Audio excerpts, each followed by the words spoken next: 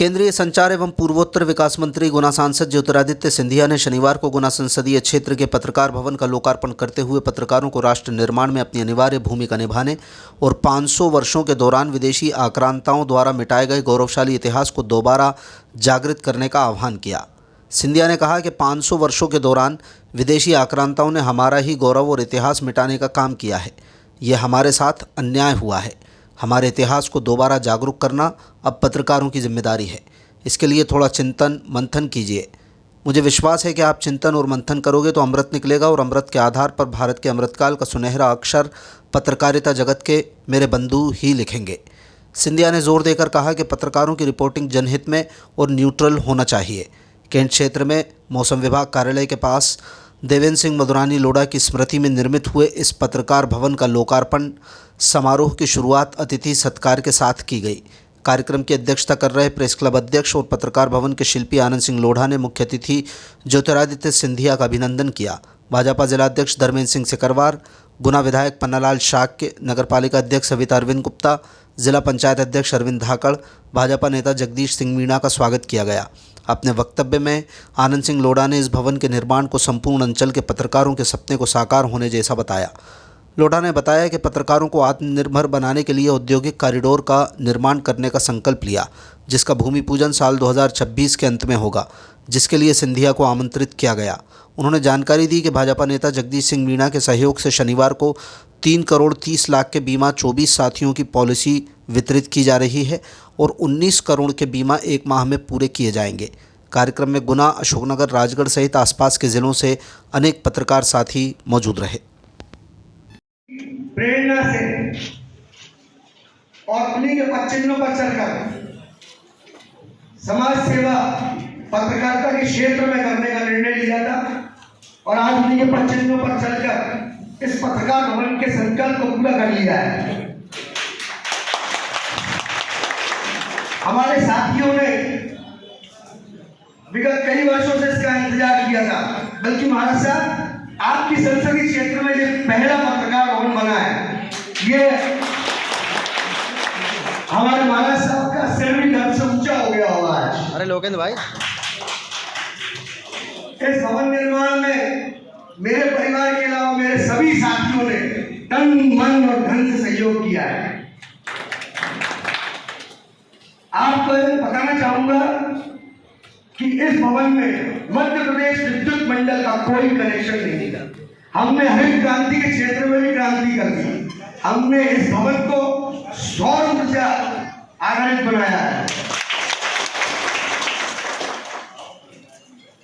हमारे यशस्वी प्रधानमंत्री श्री नरेंद्र मोदी जी कहते हैं कि आत्मनिर्भर भारत बने। आत्मनिर्भर भारत की दिशा में सबसे पहले गुना जिले के पत्रकारों ने पूरे भारत में ये काम करके दिखाया है। ये भवन किसी भी 1 रुपए की सरकारी राशि से नहीं बना, ये सब पत्रकारों की मेहनत का नतीजा है।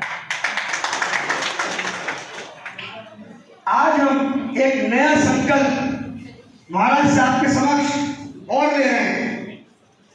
एक नई योजना जो महाराज साहब के साथ कोई एक अभिमान से बढ़ रही कि हमारे पत्रकार साथियों ने जबरदस्त काम किया। उनको गौरवान्वित करने के लिए एक और योजना का मैं आपको बताने जा रहा हूं। सारे पत्रकार साथियों ने यह फैसला किया है कि चूंकि येलो जर्नलिज्म हमारे माथे पर एक बड़ा कलंक था, उससे बाहर निकलने के लिए हम आर्थिक रूप से सक्षम बनाने के लिए यहाँ के पत्रकारों को एक इंडस्ट्रियल कॉरिडोर का निर्माण करेंगे। जो निरीक्षण मैंने किया,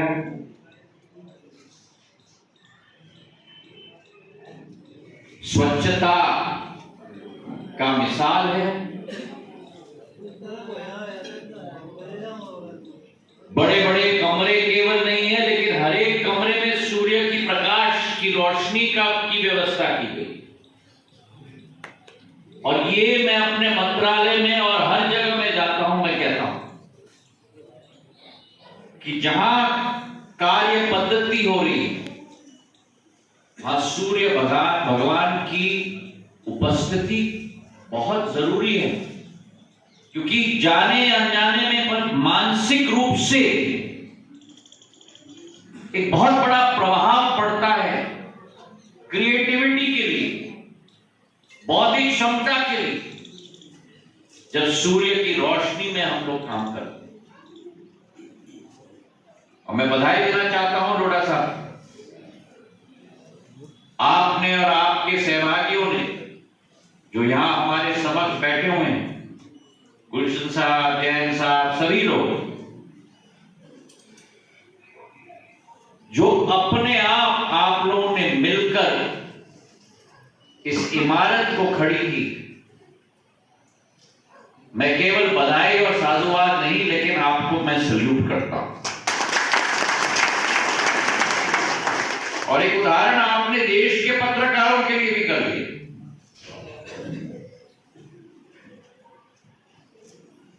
ना सरकार की कोई जरूरत, ना कोई बिजली की कोई जरूरत, आत्मनिर्भरता की अगर जो प्रधानमंत्री जी बात करते हैं तो आत्मनिर्भरता का निर्माण आपने अपने हाथों से यहां किया है।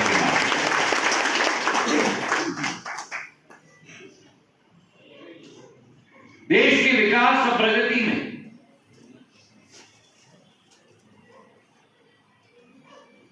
आपकी बहुत महत्वपूर्ण भूमिका है।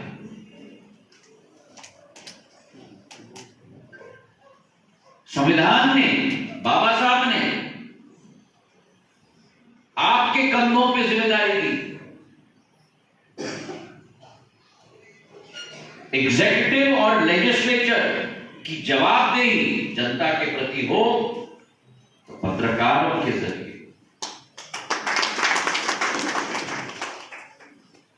और जैसे अभी धर्मेंद्र जी ने भी कहा, वो जवाबदेही एक सकारात्मक सोच के साथ भी आप लोगों ने सदैव, मैं कह सकता हूं कम से कम मेरे साथ निभाया। क्योंकि कई ऐसे सुझाव हैं अशोकनगर में, शिवपुरी में, ग्वालियर में, गुना में, मुरैना में, भिंड में, जहां मेरे पत्रकार परिवार जनों ने मुझे सुझाव दिया है, जिस पर अमल होकर क्षेत्र का विकास और प्रगति में कर पाए। तो आप और हम एक ही सिक्के के दो पहलू हैं। क्योंकि जैसे पन्नालाल जी ने कहा, जनहित लोक सेवा आपका भी दायित्व है, हमारा भी दायित्व है। और इसलिए ये पार्टनरशिप, ये साझेदारी बहुत जरूरी है। नकारात्मक विचारधारा ना जनसेवकों में स्वीकार होना चाहिए, और नकारात्मक विचारधारा स्पष्टता से मैं कहूं ना पत्रकारों में स्वीकार होना चाहिए।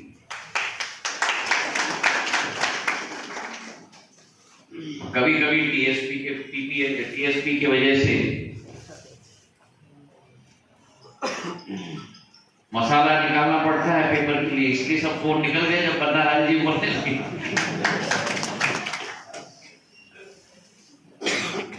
पर मैं एक अनुरोध अगर मैं कर पाऊं आज के दिवस पर, और इसलिए मैं कर रहा हूं क्योंकि आपको भी अपने इतिहास को सदैव याद रखना है।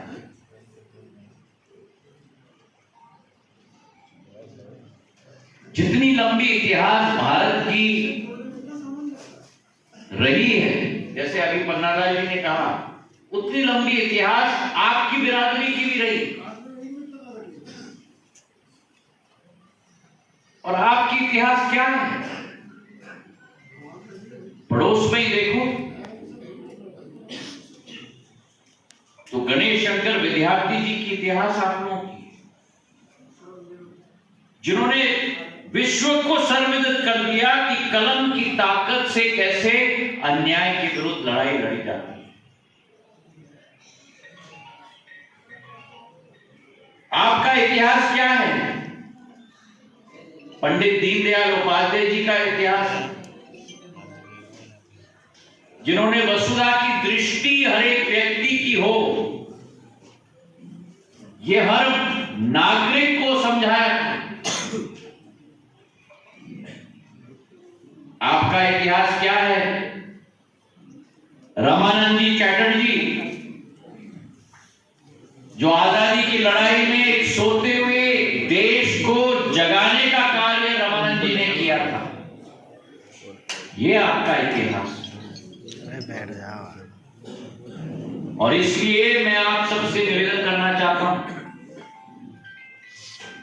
जब आप अपने हाथ का कलम, आजकल तो कलम का जमाना चला गया, डब्बा का जमाना आ गया, स्टोरी भी लिखी जाती है तो खट खट खट खट खट करके, और जब आप अपने उंगली को उठाओ,